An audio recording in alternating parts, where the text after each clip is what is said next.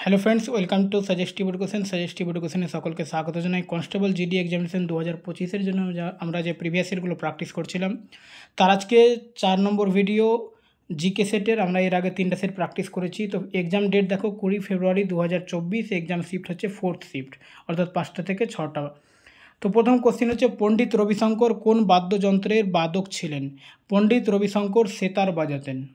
Option এখানে উত্তর দেওয়া রয়েছে, পণ্ডিত রবিশঙ্কর সেতার বাজাতেন। তারপরে দেখো নিচের মধ্যে কোনটি একটি মূর্তিকালীন শিলালিপি যা বর্তমানে ভারতে অবস্থিত নয়? অপশন রয়েছে কলসি, গ্রিনার, কন্ধার, মাস্কি। তো অ্যান্সার হচ্ছে কন্ধার। এখানে বাংলায় এটা কন্ধার লেখা আছে, ইংলিশে এটা হবে কান্ধার, ঠিক আছে। তারপরে দেখো 2026 এশিয়ান গেমসের আয়োজন নিম্নলিখিত দেশগুলির মধ্যে কোনটি করবে? থাইল্যান্ড, চীন, কাতার, জাপান। তো অ্যান্সার হচ্ছে জাপান, অপশন ডি। টেনিস খেলা চলাকালে যদি দুই খেলোয়াড় একে অপরকে 3 পয়েন্টে সমানভাবে জয়ী করে, যেমন 40-40 হয়, তাহলে একে কি বলা হয়? তো একে বলা হয় ডিউস। অপশন ডি উত্তর রয়েছে ডিউস, অপশন বি ডিউস। ভারতীয় সংবিধানের নীতির মধ্যে রাজ্য নীতি নির্দেশক সিদ্ধান্তের সাথে কোন অংশ যুক্ত? তো রাজ্য নীতি নির্দেশক অর্থাৎ ডিপিএসপি পার্ট 4। এখানে দেখো পার্ট 1-এ রয়েছে ইউনিয়ন অ্যান্ড ইটস টেরিটরি, ঠিক আছে, অর্থাৎ কেন্দ্র এবং রাজ্য সম্বন্ধে।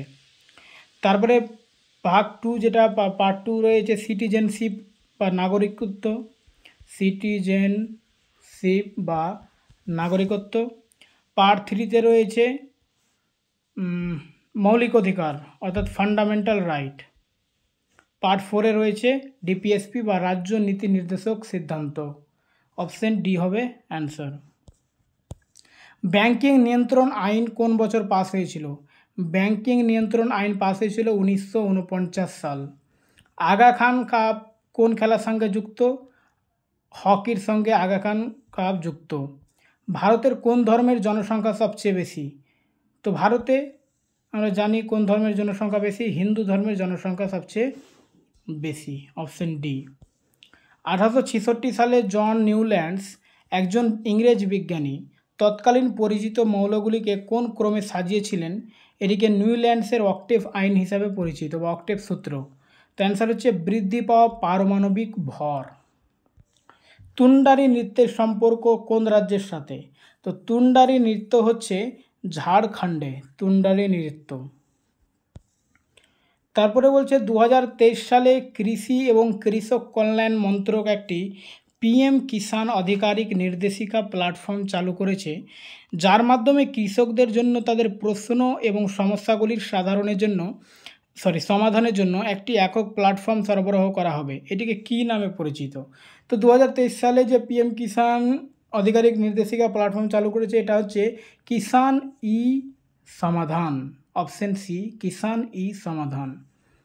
1965 সালে সবুজ বিপ্লবের সূচনা হয়েছিল, সেটা কোন পঞ্চবার্ষিকী পরিকল্পনার সময়ের মধ্যে ঘটে?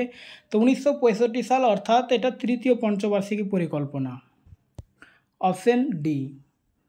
ভারতের ষষ্ঠ পঞ্চবার্ষিকী পরিকল্পনার সময়কাল কী ছিল? ভারতের ষষ্ঠ পঞ্চবার্ষিকী পরিকল্পনার সময়কাল কী ছিল? তো অ্যান্সার হচ্ছে 2007 থেকে 12। যখন রাজ্যসভার চেয়ারম্যানের পদ খালি হয় তখন তার দায়িত্ব পালন করার জন্য কাকে নিযুক্ত করা হয়? রাজ্যসভার উপাধ্যক্ষকে। তো অপশন বি হচ্ছে রাজ্যসভার উপাধ্যক্ষ। ভারতের উত্তর পশ্চিম অংশে কোন দুটি দেশের সীমা সংযুক্ত হয়েছে? উত্তর পশ্চিম অংশে তাহলে আফগানিস্তান এবং পাকিস্তান, আফগানিস্তান এবং পাকিস্তান। এরকম আমরা যদি ভারতটা ধরি তাহলে এখানে এই যে নর্থ, আর এটা হচ্ছে সাউথ, আর এটা ওয়েস্ট এবং এটা ইস্ট। তাহলে এইদিকে পাকিস্তান হচ্ছে উত্তর পশ্চিম, অর্থাৎ এই দিকটা, তো পাকিস্তান এবং আফগানিস্তান হবে। তারপরে দেখো জুন 2023 সালে নিম্নলিখিতদের মধ্যে কে স্পিনোজা পুরস্কার, যাকে মাঝে মাঝে ডাচ নোবেল পুরস্কারও বলা হয়, জিতেছেন? তো অ্যান্সার হচ্ছে জয়িতা গুপ্তা। হর্নবিল উৎসবে নিম্নলিখিতের মধ্যে কোন একটি প্রধান ও জনজাতি তাদের সংস্কৃতি ও ঐতিহ্যকে প্রদর্শন করে। তো হর্নবিল উৎসব হচ্ছে নাগাল্যান্ডের, অর্থাৎ এটা নাগা উপজাতি হবে। জালিয়ানওয়ালাবাগ হত্যাকাণ্ড ড্যাশের বিশেষ পরিমাণস্বরূপ ঘটেছিল। তো জালিয়ানওয়ালা হত্যাকাণ্ড হয়েছিল 1919 সালে রাওলাট আইনের জন্য। অপশন বি রাওলাট আইন। কোন ভারতীয় যুবক কলাকারের নাম 2018 সালে সঙ্গীত নাটক একাডেমি পুরস্কার অর্জন করেছিলেন? তো এখানে দেখো 2018 সালে সঙ্গীত নাটক একাডেমি হচ্ছে তপন কুমার পটনায়ক। ভারত 2011 সালের জনগণনা অনুযায়ী নিম্নলিখিত রাজ্যগুলির মধ্যে কোনটি ভারতের সর্বনিম্ন জনসংখ্যার রাজ্য? তো সবথেকে কম জনসংখ্যা রয়েছে সিকিমে। ওকে।